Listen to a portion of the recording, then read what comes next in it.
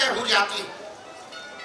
और मैं कुंडली जाकर ने बोली रंजे क्या का मारा पड़ा है, ये बोला रही सारा देश जानता है मैं हीर के कारण पाल लगा हुआ। ने बोली जब आने डाका के सिंह तोड़ेगा वो काम तो कर लिया, हीर तो पराई हो चुकी। वो कुंडली तो चली जाती और रंजा सूझ के वट हो गया और वो हीर रोजाना रानी के लिए खाना लेके जा करती। लोग रात का समय ठंडी हवा चल रही और वो दूध और मलाई लेके और रांझे के पास जाती और आवाज लगाती कि मियां रांझे फाटक खोल। फिर रांझा आवाज को पहचान जाता कि वो रोज आती थी, लेकिन रूस रहा ने बोला रे कौन बारने रुके मारे तेरा लग के बोल लुगाई कैसा खड़क खोल के भीतर आजा, क्यों कर रही तो चटाई कैसा आजा, बेईमान खुले पड़े।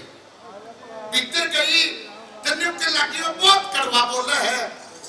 ने बोला मेरी तो कड़वा बोलने का दुख मानती है और तन्ने के करा कि मेरी 12 साल की बात मोहब्बत का टुकड़ा को सड़क खाने के लिए जानने तैयार होगी। कौन कहता कि शाही गलरी की आंख दुखड़ी आज थी रंगे और जो आपके के बांध रही है अकियो हाथ में काना आ गया था जाते ये तो क्या बांध लिया। ने बोला काना तेरे हाथ में नहीं काना थारे घरा भी आओगा, मेरा जो यकीन हो गया। ने बोली मेरा लाग गया कि रानी तेरा लाग गया तो मेरे साथ धोखा हुआ। 3 दिन की बात है, मेरे को 3 दिन की मोहलत दे दे और ले जटाई मस्ती तेरे लिए आई हूँ और खाना खा ले, भूखे तो लड़ाने जागा तेरे लड़ने की ताकत हो जाएगी। और वो हीर को सामने करते हुए रानी की और एक बात के द्वारा क्या क्या कहती है आइए कैसे क्या बताया है।